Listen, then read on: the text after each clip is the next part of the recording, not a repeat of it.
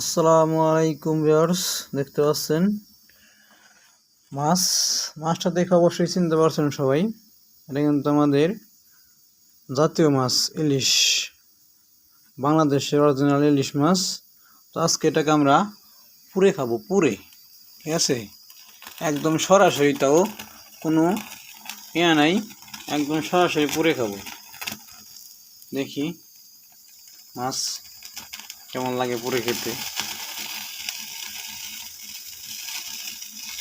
বিদেশিরা মাছ পোড়া খায়, আমরা পারলাম না। এত স্যাঁত স্যাঁত করে কে বুঝলাম না।